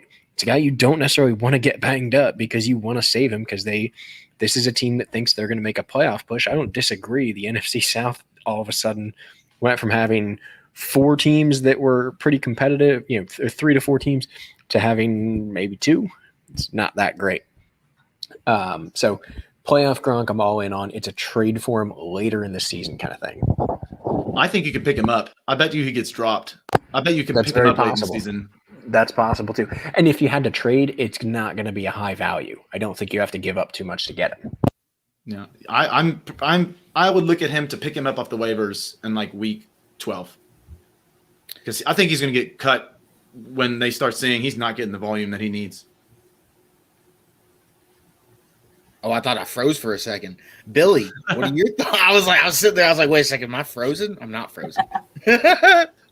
So, yeah, Gronk redraft to what you guys have said here. He's my tight end 40, which means ultimately I have almost no interest in drafting him. He hasn't caught 50 or more passes and has been under 700 yards in 3 of his last 4 years. The most dominant tight end in league history. He's just a shell of himself at this point. There is some touchdown upside. Sure, I'll give you that. But he's tight end 10 on ADP across the landscape, which is ridiculous to me. Come on, people, stop chasing the Gronk of yesteryear. He's a 40 reception, maybe 600-yard guy if he can stay healthy for all 16 games. But like Ryan said, how did he do that? He's barely done that throughout his career anyway. But they want him to be healthy in January. They won't use him much until it matters. Late guy to target in trades, absolutely. There's always an injury concern as well. So I just won't own much of him anywhere. He likely won't be available on waivers, in my opinion, because someone in your league is holding on to him for the right matchups, as he should be used, in my opinion. This guy, I'm going to pick him up all over the place. I'm going to have him all over the place. Yeah, Chris is that someone. I am that someone. I love me some Gronk, but we'll move on forward to Tom, and a guy that I was extremely happy about, a guy that a lot of people have a little bit of hype about. I want to hear the dirty underbelly. So I got the backside right here of Brandon Cooks. We know what he can do. He's Mr. Consistent, Tom. Why is Brandon Cooks the only thing the Houston Texans have right now to hold on to, Tom? You're bust. I just want to say we went from people being thick to talking about dirty backsides in this show. This is, I don't know what's going on. But Brandon Cooks, so the biggest issue for him is that's all you have to talk about in Houston, and that's a problem. Exactly. Scott Davis bust because they don't have a quarterback. If you don't have a quarterback to throw you the ball, you're not going to succeed as a receiver. It won't happen, right? And albeit I didn't have him in my top 50. That's definitely way aggressive, right? He'll probably end up as a low-end wide receiver 2 into a flex play. But if Deshaun Watson's not there, it's either Tyrod, who's probably going to get his lung punctured again by a needle, Jeff Driscoll, or David Mills, who I think David Mills, if you need one, is probably your best option. But I will say, we mentioned it a few minutes ago. If Gardner Minshew went there, it would be incredible for Brandon Cooks. Oh, and by the way, he's had 3 concussions since 2015, 2 of them within the last 3 years. I don't love that. It's hard to love. Man. I'll disagree first. Here's the thing, the volume. Again, like I've emphasized a couple times, this guy is a volume hog. He gets lots of targets every year of his career. He has missed 3 games in the last 6 years. That's an incredible, and I know some of those games have been halfway missed. Like we've talked about this before on other podcasts. That's a little deceptive if he goes out in the first quarter. That's basically a game missed. The problem is, look at the numbers. The numbers speak for themselves. He's not a touchdown heavy guy, but he's always that big play capable. And just the volume for me, I'm going to have a hard time. I will wind up with a decent amount of Cooks because I actually am a Davis Mills believer. Like, I think that if Watson doesn't end up playing, it might be Tyrod to start, but I think Mills has got some talent and they're not going to be very good. So they're going to have to throw. And who in that offense is going to have the capability to get open? It's Cooks. Randall Cobb and Nico Collins and Kiki QT. I do like Nico Collins. I do like Nico Collins. I do like Nico Collins. So I hope that's wide receiver 2 at the end of the year. Brandon Cooks is one of those guys. He's bounced around. He's been productive everywhere. We know he's a quality player. I'm just kind of staying away from the Texans right now until they sort some things out. My wide receiver 27, it's not a knock on Brandon Cooks. It's a lot of uncertainty in that locker room, and a guy that people that seek trades with you tend to ask for Brandon Cooks. I could see him maybe ending up somewhere else. Not saying I don't know the contract situation, but I just kind of have that gut feel in Texans that it could hit the fan enough here soon that they just say, hey, let's break this thing up and see what we can't do. Brandon Cooks is a hot commodity to any team that feels like they're a contender. So at wide receiver 27, it's just my reluctance with the situation. He's way more talented than most of the guys I have in that range, in my opinion. Like Billy said, John June's. Oh, I wasn't on mute. That was Billy's one. Okay. Like Billy mentioned, John June. You'll see the AFC South coming out, Miles. Scott, we talk about Nico. We talk about Brandon. Okay. We'll move forward because I don't have anything else to say about Brandon Cooks. He doesn't want to talk about the Texans anymore because he might cry. Look, I've talked about the Texans way too much the past week. I'm like, It's ridiculous right now. But Ryan, you have CEH as your bust right here. ADP has him at 36.5. I'm sure you'll mention something. Last year, his stat line was at 22, though. I mean, they feed him, right? Andy Reid feeds and features the running back. We all know this. We all know he's got flashes of greatness. He's been compared to the best, Brian Westbrook. So tell us why CEH is your bust. Well, for me, it's mostly about where he's going because I do like CEH a little more this year than I did last year. And I know y'all probably remember I was really low on him. Turns out a lot of the things that I was knocking on him were true. He can't really punch it into the end zone. Now, I don't want my guy to be basically TD dependent, but 4 rushing and 1 receiving touchdown, that really hurts your weekly. Like when a guy gets you 2 touchdowns, like a 120-yard game. Like for me, when I look at the touchdowns or lack thereof, because he's not that big body that can punch it in the red zone, he's going to have to catch a lot of balls to really get his numbers up. And look at the other options they have there. Why would they focus primarily on throwing him the ball when you could give Tyreek the ball, or you'd have Kelsey over the middle? I mean, I think we all are kind of liking a little Mecole Hardman this year. So for me, it's just when you're drafting him at such a high range, I like CEH, but he doesn't wind up on my team that many times because it seems like somewhere always, like Billy likes CEH more than me, and I'm in a lot of drafts with Billy. So he ends up going before he can get it to where I would take him. And so when I say bust, I don't mean this guy sucks. I just mean like he's going pretty early, and there's some guys that I would rather – I mean, this guy going in front of J.K. Dobbins to me is absolutely bonkers. Like, there's no way it would ever happen, but that's happening. And so for me, I'm looking at same with Montgomery. There's no way you could convince me that to take this guy over Montgomery. I'm taking Montgomery for the volume, just the volume alone. I mean, he had 181 carries in 13 games. That's not bad, but that is not like the Montgomery volume or what I can see JK getting in this offense this year. And that's my concern, combined with the fact that he has low touchdown upside because of his diminutive stature. So the catches should be there relatively, like he's a weapon out of the backfield in that regard. And he does have can score from anywhere type of potential, but not in the same level that Tyreek does. And that's just, it's the offense that he's in. He might have been more viable in a different offense. I really think that might be the case, but he needs a lot of passing volume to be the guy that we think he could be. And why would they give him that passing volume over a guy, again, Tyreek? It's hard to argue that he should be more featured in the passing offense. Okay, valid points. Billy, I know that you're ready to go because this is one of your guys. Hold on, let's let Tom go first. You just take it down, Dragon. Take it down a bit. Tom, woo saw the dragon a little bit.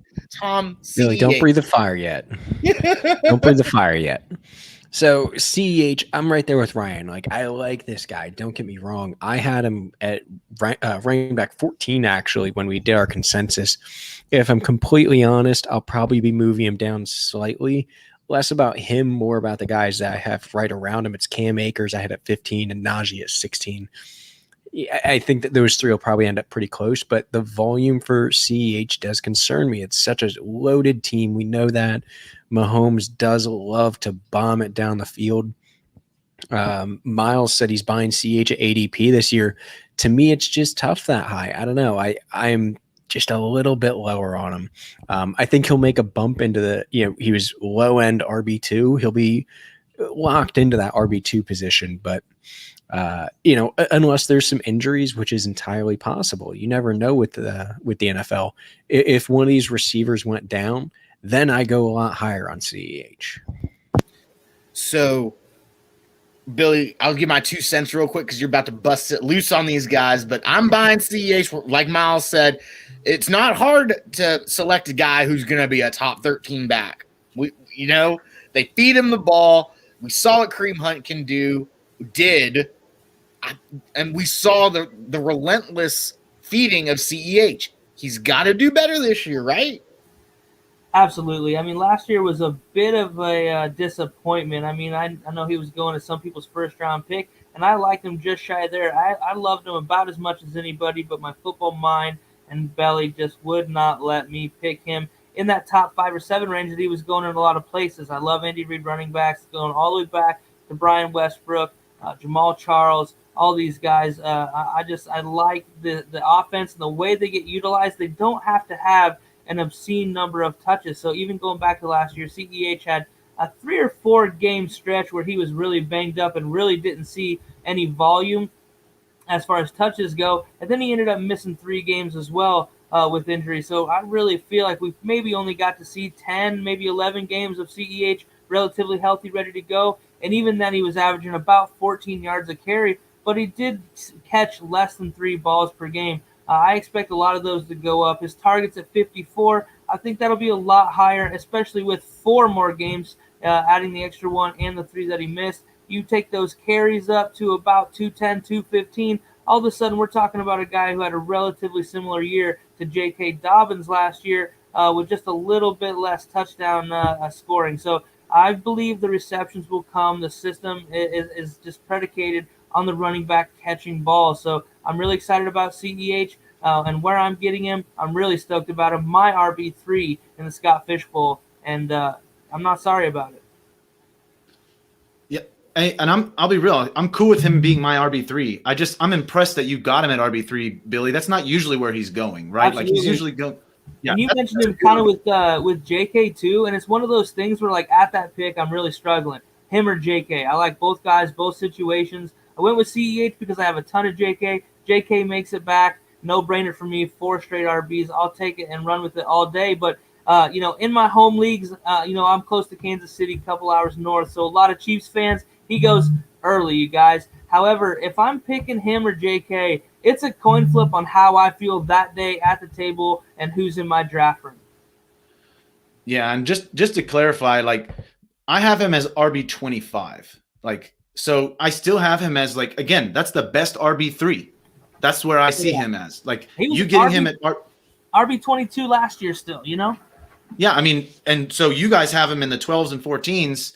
I'm just seeing, well, there's some guys that I really expect big years from, like a Najee wasn't in the equation last year, CMC being back, Saquon being back. That pushes him right basically to 25. If you look at McCaffrey and Saquon and Najee, if we just put him in there and say he has a similar season, that's kind of how I get to the 25. I still do like him. He was a good-ish back last year, like not elite, but again, RB2 type level guy. I do like him in that RB3 range.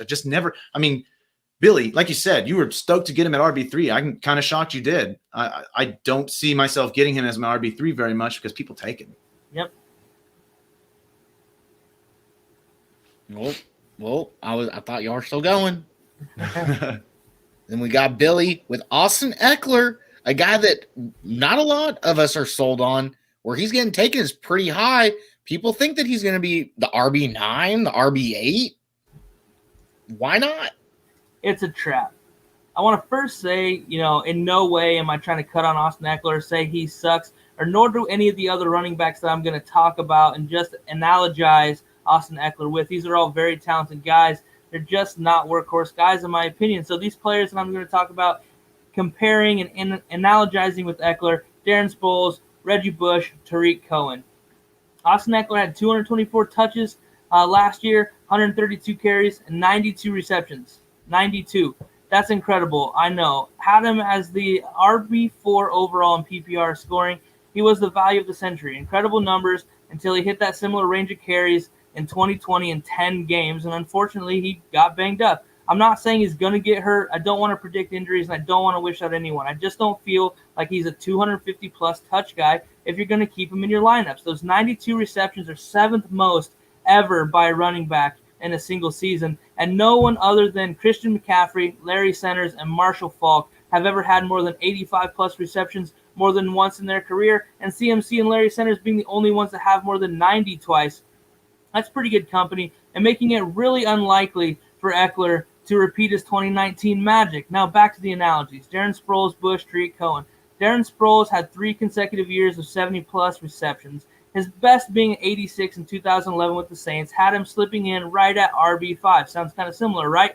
Followed it up with an RB12 season. The hype went crazy. Sproles never cracked the top 20 again. Reggie Bush, 88 receptions in his rookie year in 2006, drafted as RB10 in 2007. 73 more receptions that year. That's pretty good, right? But another not quite 600-yard rushing season, finished in the RB24 range. Never caught 70 balls again in his career. Only caught 50 or more 2 more times in his 11-year career. Tariq Cohen, back-to-back seasons, 70-plus receptions, finished as RB12. 2018, but just RB27 in 2019, which is exactly where he was drafted, just one spot ahead of James White. Hey, another one of those receiving running backs, right? RB6 in 2018, yet only having one other season in the top 20. Cohen didn't get the same height going into the draft next year after those seasons as the others, but they're all similar players is what I'm trying to get at. Eckler, RB25 just once in his other 4 seasons outside of that 2019 season. Bush never lived up to the hype. Cohen was RB12 in 2018. Not in the 20. Oh, hold on. Sorry, I lost my spot here. He's the only one to follow up a big year here. James White, 3 other seasons for fun. James White, top 25 just once outside of his RB6 season in 2018. His 7 years of experience, and he's the only one to follow it up with a big year and another top 20 after that big year. So, and outperformance ADP, which was RB25, came in at RB18. So I just can't do it with Eckler. He's my RB29, really dragging down our consensus average, being he's in all you guys' top 15 heading into the season, but just not a guy that I have any interest in touching. I just won't do it. Uber talented guy. I just think the hype is just unreal where he goes drafts. So, Tom, what are your thoughts on Austin Eckler being higher than 29? So there's one thing that would automatically boost him up. I mean, pushing into RB1 territory. I think if this happened, let him play out of the slot and let Justin Jackson start at running back. No. I think somebody did. We like it or hate it? I don't dropped like it. something. I don't like Justin Jackson that much. So I hang prefer on. I like Kelly. Joshua Kelly a little bit more than Me, Josh. me too. I prefer Yeah, Kelly. I'm a I prefer Kelly Kelly. guy. I like So him hang a little on. bit too. So Justin Jackson, hear me out. Oh, I Over like the his high 3 top. seasons, The hair's cool. the high top is great, It's like but Will over his Smith 3 ass. seasons, right? Rookie year, 50 rushes for 206 yards, averaged 4.1 yards per attempt. Sophomore season, 29 rushes for 200 yards. Obviously, lower volume, 6.9 yards per attempt. It looks great, but it's only in 7 games, limited experience. Last year in 9 games, 59 rushes, 270 yards, 4.6 yards per attempt. That's solid for your yards per attempt, albeit on limited touches. But here's the thing, mix him and Kelly. You have 2 running backs, you can split it back there, and you can put Eckler back there in certain downs. That's fine. But you don't have a wide receiver 3.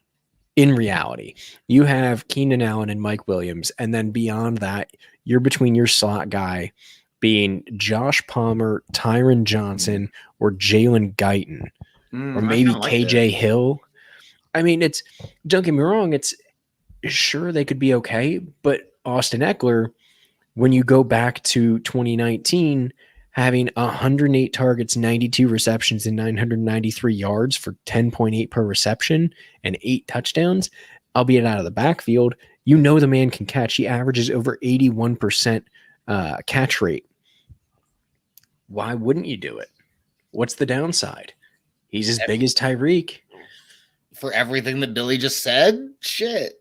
Well- I mean, were y'all not paying attention to the man?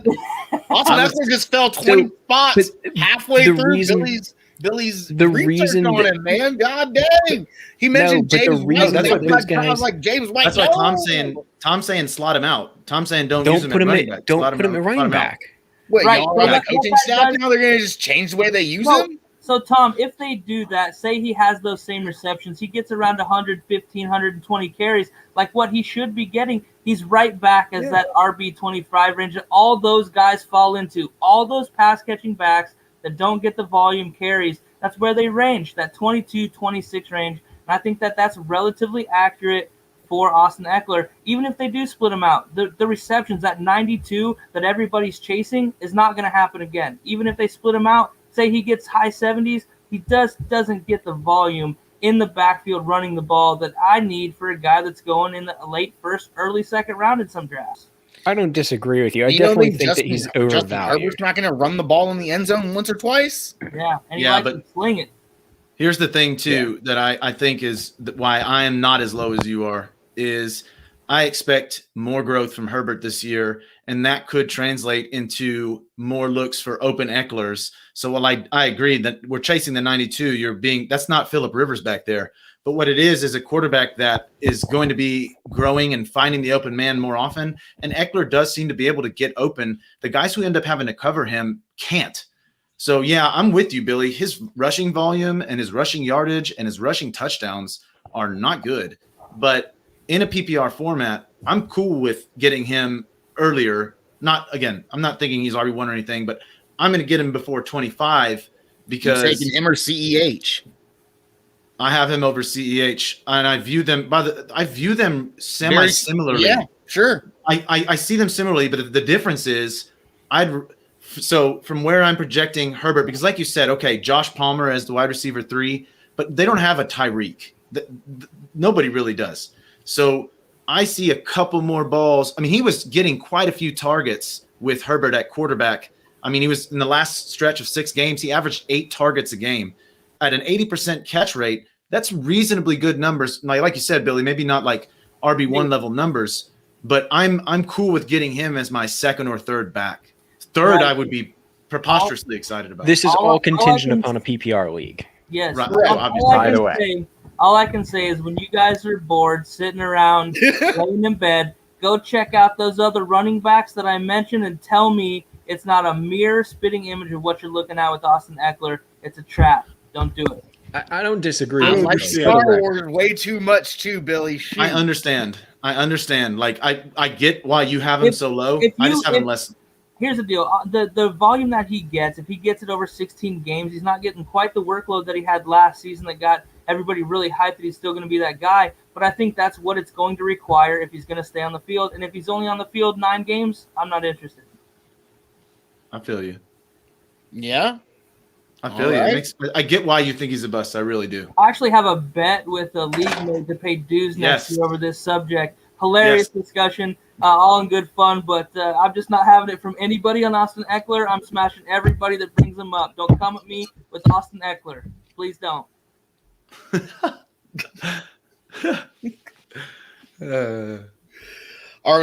We got one more. This is my last one. It's Kyle Pitts. Don't have too much on him because there's not too much on him anyway. What's going on here? I don't know what just happened. Technical difficulties, user error over here. Oh, that was crazy. Okay, here we go. Kyle Pitts, right? The only reason I have him as a bust is the inverse of what we talked about earlier in the show, right? In Scott Fishbowl, we saw him go at the 1.03, 1.07. Like, it's ridiculous. Like, where you have to get this cat in redraft, I'm just out on all shapes, forms, fashions, not going to be on any of my rosters unless I'm getting him in, like, the 10th round. Like, that's it. Like, that's all I'm looking at, and it's not going to happen. So I'm out on Kyle Pitts. If you're a truther, go get him. But, like, since Jeremy Shockey, no rookies went over 1,000 yards as a tight end. So is Kyle Pitts the one to do it? Maybe. But let's look right real quick. He is a phenomenal athlete, a cut above the rest, elite level talent, right? He's not Julio. For one, he is not Julio. Number 2, just because this phenomenal talent goes to the Atlanta Falcons does not make that team different than last year, right? In the way that they play football. That defense still has holes in it. That offensive line is still that same dang offensive line. And now who's at running back? Quadre Allison and Mike Davis and like Joe Schmo and like Kyle Pitts is going to take the handoff too. Like, I'm just out on the Atlanta Falcons, and I'll talk about them later too. Tom, my man, what you got? I don't disagree. I'm not going to draft him that high. In a dynasty, maybe, but redraft, I'm not in on him this year. Give it a year or 2, and that could be. That team's just a dumpster fire. I can't put my eggs into that basket. And I think the biggest thing that could be a mistake is if they actually play this guy inline tight end and not outside at receiver. The man can't block, and you have no offensive line. It'll be a disaster.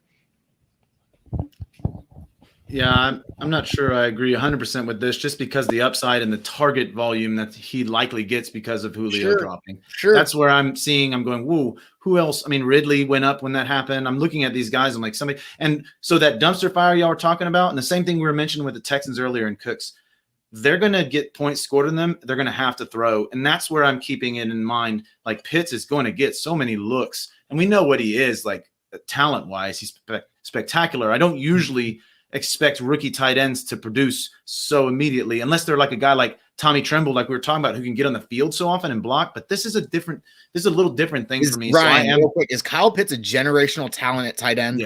Yes. And do you run him out in a dumpster fire offense 17 games? That's a fair point, man. That is a fair point. But you do really want to see what you have. Plus, you need to get butts. If he's a generational talent, you already know what you have. You've done the scouting. But you want butts and you know seats, man. Have. You'll tick people off if you don't play him and feature him. You know what You're I mean? Like tick him off if he goes out there and hurts himself and he can't play. They're paying him millions of dollars, so be ticked off all you want, buddy. You get to play football for a living. I'll trade him if he wants. Hey, take Pitts and trade him real late in the season for Gronk and some stud. Ooh, that's reasonable. Although I think that in redraft floor is scary. In redraft only, redraft. Not dynasty. Yeah. Disregard everything about what we said about dynasty, though. Right. This is obviously the floor is very low, but the ceiling can be very high. Absolutely. Sure. Yeah, I will end up with no Kyle Pitts likely just because of where he's going in draft. I'm not taking any tight end, honestly. It's not against Kyle Pitts or anything. I just don't target that position that early in drafts. I do have him projected for 99 targets, second on the Falcons behind Calvin Ridley, 68 catches, 853, and 7 touchdowns, which would bring him in right around that 3 range, right in front of guys like Hawkinson and Gesicki as far as yards and catches. But you talked about, Chris, no rookie tight ends since Jeremy Shockey's had 1,000 yards receiving. Well, guess what? Only 2 tight ends in the NFL last year, rookie or not, had 1,000 yards receiving. Nobody else was over 800 yards. So even my projections are relatively high for what's realistically can be expected from the tight end position and a rookie tight end position nonetheless. So I'm out on Pitts. Dynasty-wise, yeah, great asset. Redraft-wise, people are drafting the hype, and I'm okay waiting. I'm targeting a guy like a Dallas Goedert or those kind of guys that Dawson Knox real late, and I'm just not getting tight ends where Pitts is going. Keep in mind, this is a guy that his entire career is going to be dependent on where they line him up. If they convert him into, I'm not trying to draw a comparison with this, but if they line him up like a Megatron, that's what they want to convert him to, that size and speed. He's not getting double coverage, double press coverage like Megatron is. He's just not. We haven't seen it. But if you want to convert him into a player like that, he could have those 1,000-yard seasons every year. At the tight end position, he will not. Not for a few years at least. Sure. Fair enough. And our last bust, people probably won't like this. Sunshine Ronnie Bass himself going off at the board at 44-7 in the Scott Fish Bowl. Sunshine Ronnie Bass, right? Trevor Lawrence, obviously, like I mentioned earlier with Kyle Pitts for me, and it'll be real quick. Where he's going, people are drafting him as a quarterback one, like in redraft, 1 quarterback leagues, home leagues. Later, not doing it. I'll take somebody else. Davis Mills later. Like, I'm just not wasting another spot on a quarterback. So that's my 2 cents on it. Yeah, just another guy I'm not necessarily taking because I don't really feel like he's the best quarterback on his team, regardless of him being the number 1 overall pick. We've talked about all the metrics on Gardner Minshew, one of the best quarterbacks in that draft class and perhaps one of the most underrated in the entire NFL. Trevor Lawrence, my QB 20. Fantasy-wise, I think he's fine. They're going to throw the ball a lot. I'm not sure I'm sold on the situation. I'm a little weary of Urban Meyer to the NFL and how that college offense is going to translate. It's not a great situation, but it could be. Yeah, go ahead, Tom, because I think I'm opposite of all you guys. I was just going to say, I'm so happy I turned you guys all into Gardner Minshew fans. Hey, man, I fell in love at the first mustache, dude. Best quarterback on that team. Yeah. And I'm not going there. I'm not going to say that either because we've been there for the Lawrence hype for a long time. We've known what's been coming. He would have been the 1.01 last year, they said. But the thing is, guys, and again, I'm seeing this third time that I'm pushing this common theme. These teams with bad defenses have to throw the ball to stay in games, and that's what Tua is going to be doing. And I like Chark. I like Visca. Marvin Jones is a solid receiver. You got Colin Johnson, and then you got 2 backs that can catch the ball. I just think that for fantasy purposes, no, he's not a QB1, but what he is a volume guy. And when you look at the volume he'll have at QB, at like the numbers he's going to have, we've seen rookies with bad defenses go bonkers a couple times just because they have to throw. There's nothing else to do. And I like Chark's talent. I like the weapons he has. I do think he's going to be a fantasy viable quarterback. But yeah, I agree. That's pretty high for his ADP. I would rather wait on, like we've said, Daniel Jones, who I have higher than him. Like, I don't get the hype that early. I do like him. I do think the volume is going to be there.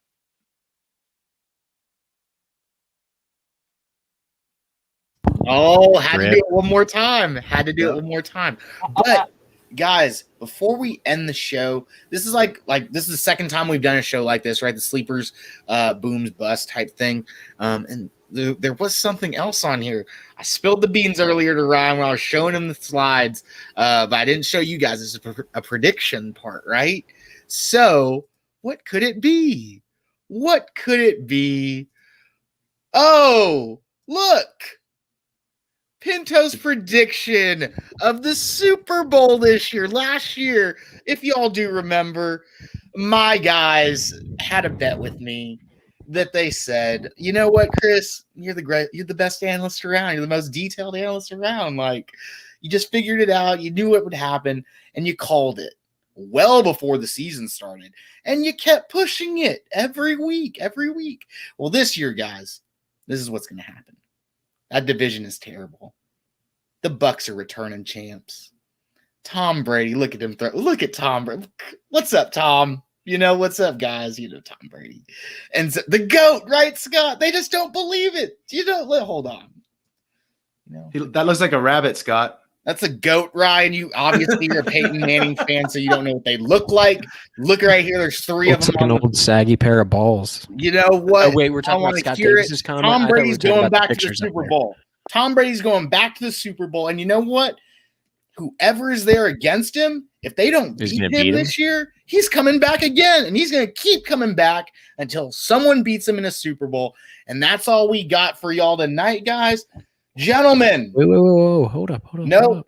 I don't want to hear the Tom Brady slander tonight, Tom. It's been too good. Anything about Brady. Great show, I'm not Tom. saying anything no about Brady. Slander for the GOAT tonight. I don't want to hear. I won't say a word about Brady right now.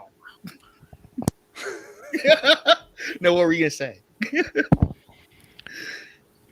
The winner of the Super Bowl, who will beat that old saggy pair of balls, is going to be Carson Wentz and the Indianapolis Colts. I mean, it's just Tom Brady's going to beat. They're it. good. Hey, my bold prediction: Carson Wentz MVP. Indy's going to be good. That's the team to beat, man. That's my prediction for the year. My prediction: Buffalo wins the Super Bowl. Ooh. They're running back away, year. man, from being so scary. I don't think they even. Aaron Jones. I thought that was going to happen. God. Let's not talk about that. We all were like, come on, Aaron Jones, go over there. Sign him, Buffalo. So disappointing. They get Matt Breida. That would be crazy. Crazy. Matt Breida. Well, let's talk about the St. Jude Bowl one more time, guys. We've got, 2 more weeks? Tentatively, yeah. Well, what we're wanting to draft by August 1st, guys. That's the tentative date that we're trying to get drafts going.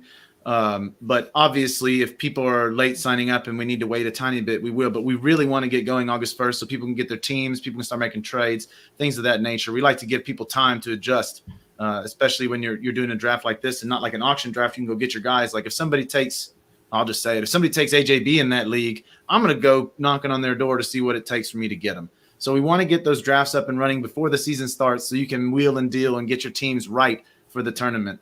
The other thing I wanted to comment on, and me and Billy are going to be working together this week to try to get something set up for this, is the other formats that we're doing. We're starting to get that set up as well. We're going to have the best ball league. We're going to have the auction league. We're going to have guillotine leagues. We're going to have vampire leagues. We're also going to do eliminators, which is where you pick a team each week and you can't reuse them again. And if you get two wrong, you're out. And we're also going to be doing pick'ems, which is you pick against a spread against every game and then see who gets the most right throughout the season. There will be prizes for those. We'll be giving money to St. Jude in those. We're just really excited to get as many of these formats and styles. Don't draft AJB. Don't draft AJB. He's terrible. But and Scott, I'll talk to you as well for sure. Guys, if you have friends that like fantasy football, send them to the St. Jude Bowl. I'm telling you right now, this is the most fun I've had playing fantasy football. I can't wait to do it again. There's so many people involved. It's such a great cause. I can't wait to see how big we get this year. Yeah, absolutely. Such a fun event last year. We're doing a lot of different things. Don't miss out. We talk a lot about it on the show. So if you're watching us, you're going to want to join in and be a part of the conversation. We do a lot of fun stuff with the fans as well, getting you engaged, talking to people on the show, and hey, lineup stuff too. We're all about it. So it's a really fun event.